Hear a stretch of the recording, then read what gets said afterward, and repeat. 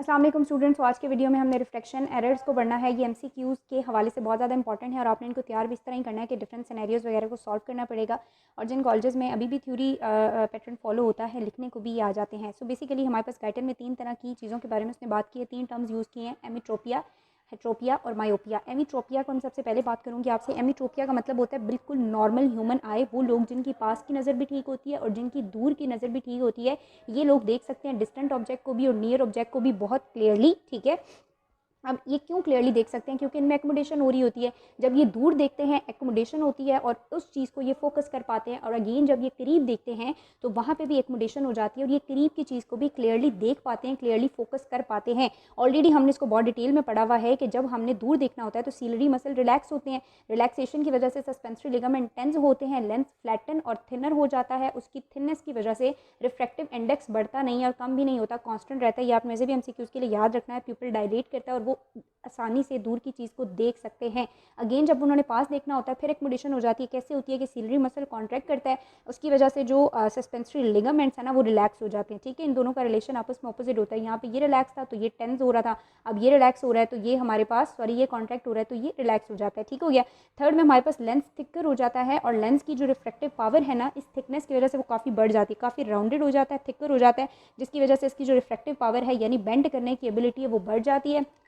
और वो हमारे पास कितनी हो जाती है, 59 से लेके 74 डायोप्टर तक इंक्रीज़ कर जाती है। प्यूपिल कंस्ट्रक्ट करता है और हमें जो है वो करीब की चीज़ या दूर की चीज़ सही से नज़र आती है। ये उन लोगों में होता है अगेन जिनकी पास की और दूर की नज़र बिल्कुल ठीक होती है। ठीक है, अब अगर इन लोगों में हम इमेज की बात करेंगे ना, तो इन लोगों में आपने याद रखना है कि जो इमेज बनती है वो हमारे पास लेंस में से गुजरने के बाद किस तरह से बनती है। बनती है वो सरफेस ऑफ रेटना के ऊपर। ठीक है, ये जो इमेज बनती है ये रेटना की सरफेस पे जाके रेज जो है वो कन्वर्ज करती हैं, फोकस पॉइंट बनता है और exact at the surface of रेटना image बनती है। और जो इमेज रेटना की सरफेस पे बनती है वही क्लियर भी होती है और फोकस्ड भी होती है। अब कुछ लोग ऐसे होते हैं जिनकी दूर की नज़र में मसला होता है, उनको दूर ठीक नज़र नहीं आता, यानी वो दूर के लिए उनकी आंख एकोमोडेट नहीं कर पाती। और कुछ ऐसे होते हैं कि जो करीब की नज़र उनकी कमज़ोर होती है, यानी करीब के लिए उनकी आंख एकोमोडेट नहीं कर पा रही। क्यों नहीं एकोमोडेट कर पा रही? या तो थिकनेस में इशू है या फिर लेंस की शेप में इशू है या कुछ ऐसा भी, कुछ भी ऐसी डिजीज़ है। सो सबसे पहले हम बात करते हैं हाइट्रोपिया की। हाइट्रोपिया को आप याद रखें कि हम कहते हैं फार साइटेडनेस भी। फार साइटेडनेस या लॉन्ग साइटेडनेस, फार साइटेडनेस और लॉन्ग साइटेडनेस का मतलब है दूर की नज़र ठीक होती है, इनकी दूर की नज़र ठीक है, यानी ये दूर के लिए एकोमोडेट कर सकते हैं, दूर की नज़र इनकी बिल्कुल ठीक है। मसला इनमें यहाँ कहीं होता है और हमने उसी मसले को सॉल्व करना है।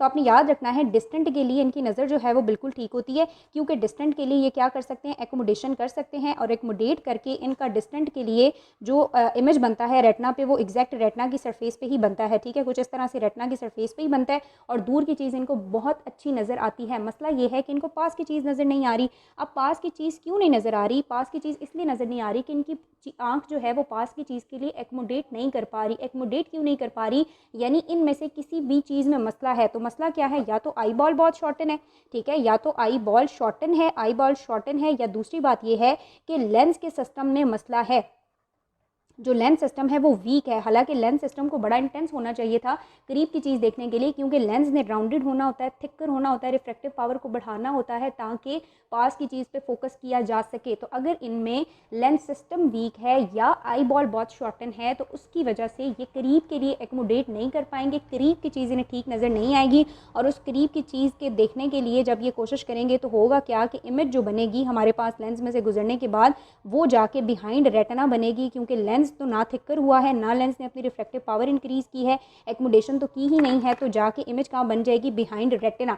तो पहली चीज़ आपको समझ आ गई कि हाइट्रोपिया में हमारे पास क्या होता है कि पास की चीज़ नज़र नहीं आती। पास की चीज़ नज़र इसलिए नहीं आती कि पास की चीज़ देखने के लिए एकोमोडेशन का प्रोसेस नहीं हो पा रहा। क्यों नहीं हो पा रहा? या तो हमारे पास आई बॉल शॉर्टन है या लेंस सिस्टम वीक है, और उसकी वजह से इफेक्ट क्या आया कि इमेज जो है करीब की चीज़ देखने के लिए, दूर की चीज़ के लिए तो बिल्कुल ठीक है, लेकिन करीब की चीज़ जब देखने की कोशिश की गई तो इमेज जाके बिहाइंड रेटिना बनी और वो चीज़ ब्लर हो गई और इन्हें नज़र नहीं आ रहा। ठीक है, करीब की चीज़ देखने के लिए सीलरी मसल्स को क्या होना पड़ेगा? कॉन्ट्रैक्ट। तो इनके सीलरी मसल्स कॉन्ट्रैक्ट कर सकेंगे जितना कर सकते हैं और एक एक एक प्रॉपर लेवल तक जो है वो चीज़ों को देख सकेंगे, लेकिन उससे आगे सीलरी मसल जब अपनी लिमिट पे पहुंच चुके हैं, वो कॉन्ट्रैक्ट नहीं कर पा रहे, वो थिकनेस को उतना नहीं बढ़ा पा रहे जितनी की डिमांड है, तो फिर क्या होना शुरू हो जाएगा? अगर लेंस सिस्टम वीक है तो फिर वो चीज़ इनके लिए ब्लर हो जाएगी। ठीक है, ये बात उसने की हुई एकोमोडेशन से, आप इसको तो ठीक कर सकते हैं, ये वाले पेशेंट ये देख सकते हैं एकोमोडेशन की वजह से, लेकिन यहाँ एकोमोडेशन नहीं हो पा रही। और इसका ट्रीटमेंट क्या है? कोई भी ऐसी चीज़ हम करेंगे कि जिसकी वजह से हम इसकी कन्वर्जेंस पावर को इंक्रीज़ कर दें, इसकी रिफ्रैक्टिव पावर को इंक्रीज़ कर दें ताकि ये फोकस पॉइंट थोड़ा आगे जाके बने, तो वो इस बंदे के लिए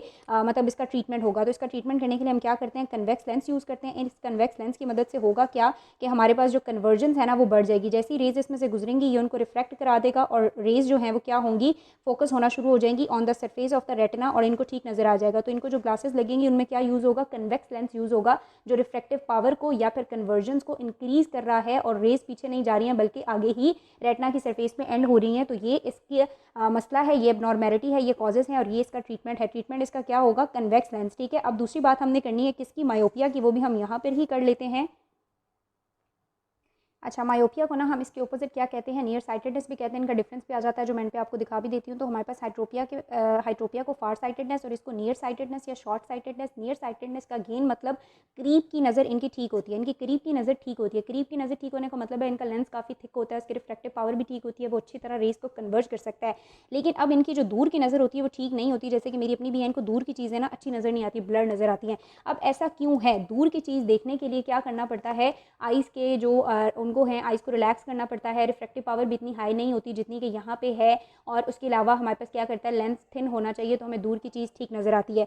अगर अब यहाँ पे हमें दूर की चीज़ नज़र नहीं आ रही तो इसकी दो रीज़न्स हैं, या तो आई बॉल बहुत ज़्यादा लेंथन है इसके ऑपोजिट, या तो आई बॉल क्या है, टू लॉन्ग है।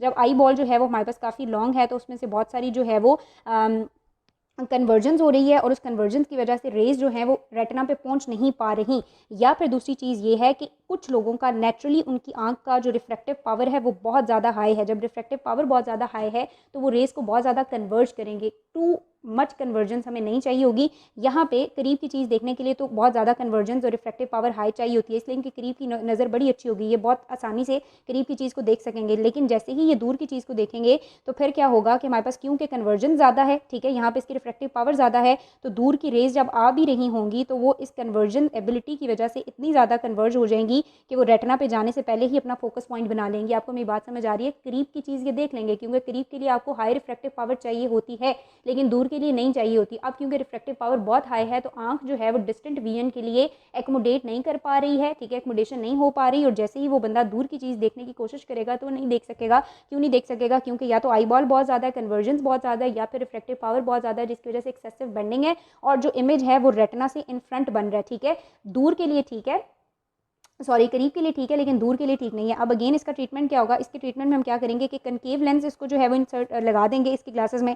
कनकेव लेंस क्या करते हैं, कनकेव लेंस जो है वो रेज को फैला देते हैं, डाइवर्ज करते हैं। तो जब रेज इसमें से गुजरेंगी तो ये क्या करेगा कि रेज को ना फैला देगा। रेज जब फैलेंगी तो वो काफ़ी दूर जाना शुरू हो जाएंगी, इसमें से फैल के आगे जाएंगी। तो रेज जब हमारे पास फैलेंगी तो वो जाके रेटिना की सरफेस के ऊपर एक फोकस पॉइंट बना लेंगी और हमें उस बंदे को जो है वो ठीक नज़र आना शुरू हो जाएगा। तो ये हमारे पास कुछ बेसिक से डिफरेंस थे, मैंने ट्राई किया कि मैं आपको समझा सकूँ जो कि बुक में लिखा हुआ है। होप आपको समझ आ गया होगा। इसके रिलेटेड कोई भी क्यूरी होगी तो आप मुझसे पूछ लीजिएगा, लेकिन बस आपने इतना याद रखना है कि हमारे पास इसमें एक्मोडेशन हो जाती है फार साइटेडनेस के लिए और यहाँ पे एक्मोडेशन हो जाती है नियर साइटेडनेस के लिए। लेकिन डिस्टेंट के लिए और यहाँ पे नियर के लिए आंख नेचुरली एक्मोडेट नहीं कर सकती। ट्रीटमेंट चाहिए होता है, या तो कन्वेक्स लेंस चाहिए होता है या कनकेव लेंस चाहिए होता है। अब पेपर में अगर इसके डिफरेंसेस आते हैं तो आप उनके डिफरेंसेस को इस तरह से लिख सकते हैं कि हमारे पास क्या है, हाइपरोपिया क्या है, दिस इज फार साइटेडनेस, ये नियर साइटेडनेस है। पेशेंट जो है वो क्लोज ऑब्जेक्ट को नहीं देख सकता, पेशेंट अब हमारे पास करीब वाले ऑब्जेक्ट्स को नहीं देख सकता। कॉजेज क्या है, शॉर्ट आई बॉल है या वीक लेंस सिस्टम है, यहाँ पे लॉन्ग आई बॉल है या हाई रिफ्रैक्टिव इंडेक्स है जिसकी वजह से कन्वर्जन ज़्यादा है, इसीलिए जो इमेज है वो इन फ्रंट ऑफ रेटिना बन रहा है, ज़्यादा कन्वर्ज हो रहा है। यहाँ पे हमारे पास क्या है, इमेज जो है वो बिहाइंड द रेटिना और यहाँ पे image in front of retina बन रहा है। ठीक है, इस तरह से कुछ। और इनके ट्रीटमेंट अगेन वही, हमारे पास यहाँ पे कन्वेक्स लेंस दे देंगे ताकि कन्वर्ज हो जाए और यहाँ पे कनकेव लेंस दे देंगे ताकि डाइवर्ज हो जाए, फैल जाए। ये इसके बेसिक डिफरेंस है। अच्छा, नेक्स्ट एरर आ जाता है हमारे पास एस्टैग्मेटिज्म। ये बड़ा एक मज़े का है बिल्कुल। हमारे पास ऐसा होता है जब बच्चों, आपको पता है, एक पॉइंट सोर्स ले लें, बेशक हम अगर पॉइंट सोर्स में से भी रेज आके लेंस को इंटर कर रही हैं तो क्या होगा कि हमारे पास सारी की सारी रेज जब पीछे जाएंगी रेटिना पे तो एक कॉमन फोकल पॉइंट बनाएंगी। इसमें से निकलने के बाद रेज क्या करेंगी, बेंड करेंगी, ठीक है, और बेंडिंग के बाद उनका क्या होता है कि यहाँ पे